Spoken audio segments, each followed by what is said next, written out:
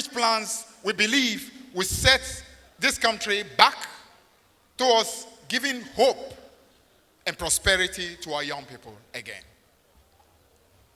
Over the last 8 years, we've seen the hopes of our young people totally crushed. I don't think there's been any time in our history, maybe prior to 1982, when we've seen so many young people want to leave this country in droves, as we have seen over the last 8 years. It's sad. It's sad that this country, that on the verge of 2009, when the NDC came to office, we had young people who were trooping back to this country from the US, UK, different parts of the world, because they saw hope of a country that was again looking towards building back.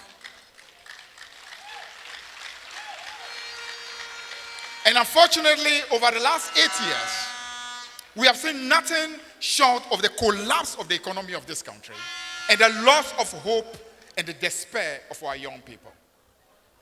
Now, so we do know that the policies that are going to be unveiled today will begin to give you hope again. But the hope is not just in the policies.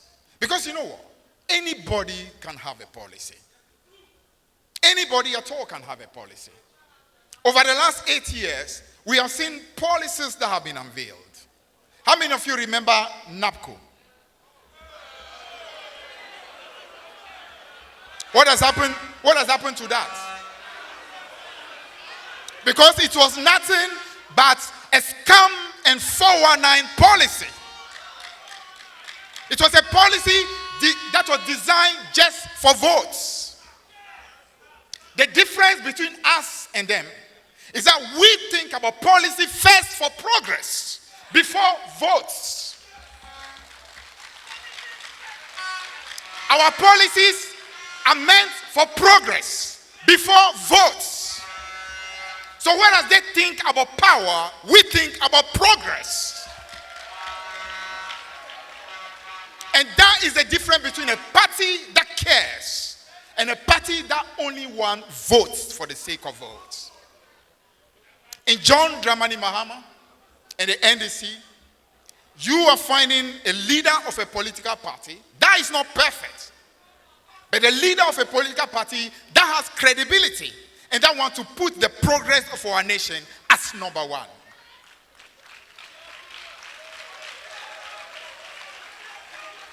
So these are policies that you can trust, as opposed to policies that are simply put out there in order to deceive you for your votes, and as soon as the vote is obtained, you are forgotten about.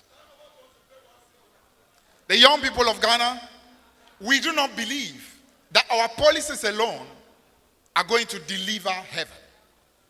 But what John Dramani Mahama is going to do is to reach out to you in a partnership, trusting that your creativity, your capacity to find your own answers, together with the policies we bring, are the means by which the transformation of our country can truly begin.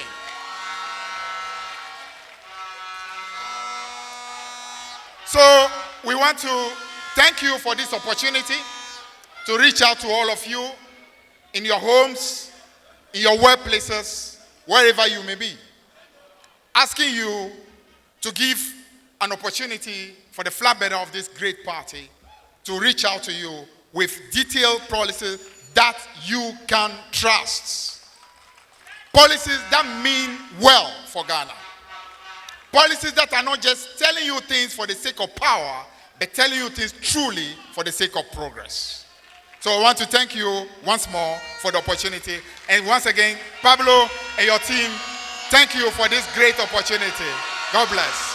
Upon us to arise for our beautiful motherland. The destiny of this country is in the hands of you, the young people.